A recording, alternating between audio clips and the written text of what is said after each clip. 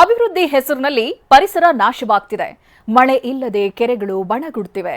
ತಾಪಮಾನ ಏರಿಕೆ ಬಗ್ಗೆ ಇಸ್ರೋ ವಿಜ್ಞಾನಿಗಳು ಕಳವಳ ವ್ಯಕ್ತಪಡಿಸಿದ್ದಾರೆ.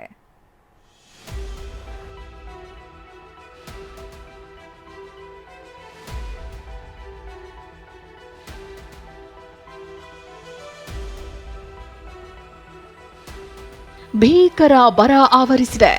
ಮೈದುಂಬಿದ್ದ ಕೆರೆಯೊಡಲು ಈಗ ಬರಿದಾಗಿದೆ. ನೀರಿನ ಬಣ್ಣವೇ ಬದಲಾಗಿ ವಾರಾಂತ್ಯದಲ್ಲೂ ಬೋಟಿಂಗ್ನಲ್ಲಿ ಜನರಿಲ್ಲದೆ ಬಿಕೋ ಅನ್ನುತ್ತಿದೆ.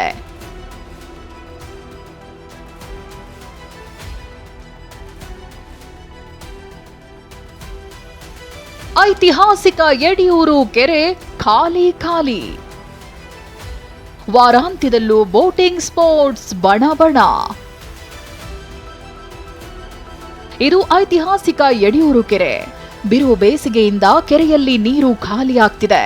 ಬೋಟಿಂಗ್ ಮಾಡ್ತಿದ್ದ ಸ್ಥಳದಲ್ಲಿ ನಡೆದಾಡುವ ಮಟ್ಟಕ್ಕೆ ನೀರು ಬಂದಿದೆ.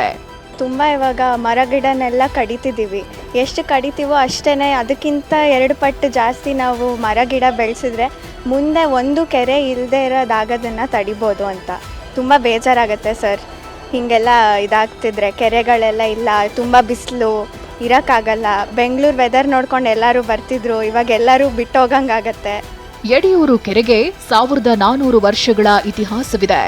ಹೊಯ್ಸಳರ ಕಾಲದಲ್ಲಿ ಗ್ರಾಮ ದೇವತೆ ಗಾಂಧಾಳಮ್ಮ ಪಾದುಕೆಗೆ ಪೂಜೆ ಸಲ್ಲಿಸಲು ರಾಣಿ ಶಾಂತಲಾ ಈ ಕೆರೆಯಲ್ಲಿ ಮಿಂದಿದ್ರು ಅನ್ನೋ ಪ್ರತೀತಿ ಇದೆ. ಸಿಲಿಕಾನ್ ಸಿಟಿ ಜನ ಬೇಸಿಗೆಗೆ ಹೈರಾಣಾಗಿದ್ದಾರೆ. 39 ಡಿಗ್ರಿಯಷ್ಟು ಉಷ್ಣಾಂಶ ದಾಖಲಾಗ್ತಿದೆ. 20 ವರ್ಷದ ಹಿಂದೆ ಇಸ್ರೋ ಸ್ಯಾಟಲೈಟ್ ಮೂಲಕ ಉದ್ಯಾನ ನಗರಿ ನೋಡಿದ್ರೆ ಗಿಡ ಮರ ಕೆರೆಗಳು ನಗರದಲ್ಲಿ ಕಾಣ್ತಿದ್ವು. ಈಗ ಬರೀ ಕಟ್ಟಡಗಳೇ ಕಾಣುತ್ತವೆ. ಕೆರೆ ಮರಗಳ ಕಣ್ಮರೆಯೇ ತಾಪಮಾನ ಏರಿಕೆಗೆ ಕಾರಣ ಎನ್ನಲಾಗ್ತಿದೆ.